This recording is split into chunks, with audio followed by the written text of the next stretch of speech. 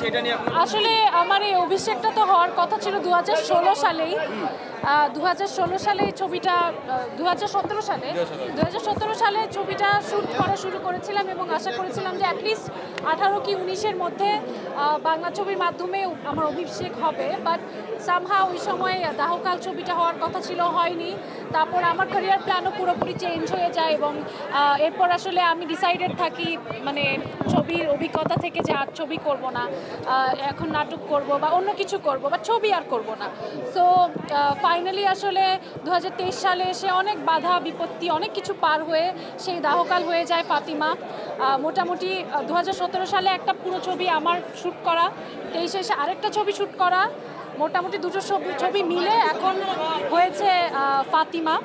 এবং আমি খুবই আনন্দিত এই ব্যাপারে যে প্রথমে যখন আমি কিছুই ছিলাম না, কোনো কাজ করিনি, ওই সময় ধ্রুব ভাই আমাকে এই সুযোগটা দিয়েছিলেন। শুধুমাত্র কয়েকটা বিজ্ঞাপনে অভিনয় করেছিলাম, তাতেই আমি অডিশন দিয়েছিলাম এবং সেই চরিত্রের জন্য সুবর্ণা ক্যারেক্টারের জন্য আমাকে ভাইয়া পছন্দ করেন। সো সামহাও ওই সময় ড্রিমটা ফুলফিল হয়নি, but somehow I am very glad যে 2024-এ এসে ওই 17 সালের স্বপ্নটা কোনো না কোনোভাবে তো একটা বাস্তবায়ন হচ্ছে। So I am very happy এবং ভাইয়ার জন্য স্পেশালি আমার মানে বেশি হ্যাপি। সিনেমা মুক্তির আগে আপনি আন্তর্জাতিকভাবে একটু সম্মাননা পেয়েছেন, দেশের সিনেমাটা নিয়ে কতটা প্রত্যাশা? এখনও আসলে আমাদের একটা গুড নিউজ আপনাদেরকে দিব, সেটা হচ্ছে একটু আগে নিউজ এসছে আমাদের যে সান্তা লুসিয়া ফেস্টিভ্যাল মেক্সিকোতে অফিসিয়ালি সিলেক্টেড হয়েছে ফাতিমা। এরপর নেক্সট মান্থ অ্যাকচুয়ালি লন্ডনে আমরা রেইনবো ফিল্ম ফেস্টিভ্যালে যাচ্ছি ছবিটা নিয়ে। এর আগে ইরানে গিয়েছি, ইটালি, তারপর ইটালিতে যাচ্ছে অগাস্টে। সো ফেস্টিভ্যালগুলোতে প্রচুর প্রশংসিত হচ্ছে। আমি বলবো যে যারা একটু ছবি বোঝে বা ছবিটা মানে মননশীল যারা দর্শক আছেন তাদের অবশ্যই এই ছবিটা দেখলে ভালো লাগবে।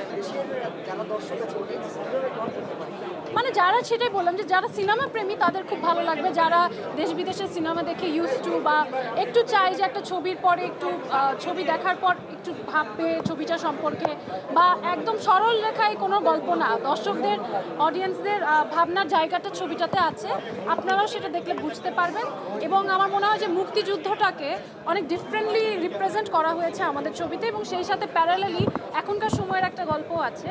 সব কিছু মিলে আমার মনে হয় যে ওয়ার্ড অফ মাউথে যদি স্প্রেড হয় তাহলে অডিয়েন্সরা আসবে এবং তারা দেখবে। আর এটাই নামটা একটু সাধারণত ধরনের সিনেমার নাম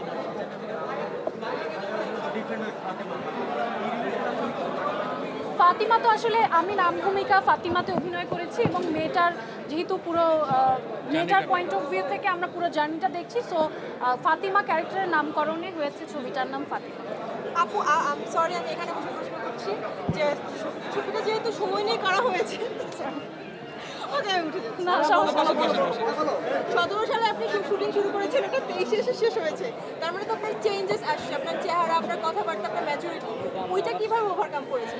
আই ফিল লাইক এই ছবির ক্ষেত্রে একটা অ্যাডভান্টেজ হচ্ছে যে 17 সালে একবার শ্যুট করা এবং 23-এ আরেকটা শ্যুট করা, এটার আমাদের ছবির ক্ষেত্রে এটা অ্যাডভান্টেজ ছিল। ইটস বিকজ 17 সালে মেয়েটার যে লুকটা সেটা ছিল 1971-এর এবং 23-এর যেটা সেটা আসলে একটা ম্যাচিওরড ফাতিমার ক্যারেক্টার, আর 17 সালেরটা ছিল সুবর্ণার ক্যারেক্টার। সো ওই সময় সুবর্ণার ক্যারেক্টারের জন্য আমার একটা আন করা হয়তো ওই ফ্রেশনেসটা দরকার ছিল, যেটা পেয়েছে ডিরেক্টর। এবং এখন 23 সালে এসে ওই ফাতিমা স্ট্রাগলটাতে যে ম্যাচুরিটিটা দরকার ছিল সেটা হয়তো এই 5-6 বছর আরেকটু আমার মধ্যে এসছে। তো সেইটা আমাদের ছবির ক্ষেত্রে আসলে পজিটিভলি কাজ করেছে।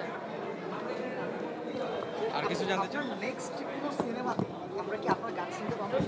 সেটা আসলে ডিপেন্ড করছে পরিচালকের ওপর। আপাতত আমরা মানে ফাতিমা রিলেটেড কোয়েশ্চেনে থাকলে ভালো হয়। এই গানটা আপনার আগে ভাইরাল হতো বা এরকমভাবে জনপ্রিয়তা পেত, তাহলে কি মানে ধ্রুব ভাই আপনার কাছে প্রশ্নটা রাখবো, আপনি কি ফারিনকে দিয়ে গান গাওয়াইতেন কিনা?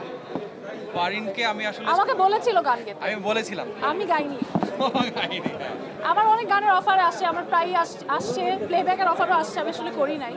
সো আমার যেটা পছন্দ হয় আমার আসলে পছন্দ হয় না, আমি যেটা পছন্দ করি না ওটা আসলে করতে চাই না, বা মানে আমার মতো করে করতে পারি না, যখন যেটা সেটা পারি না।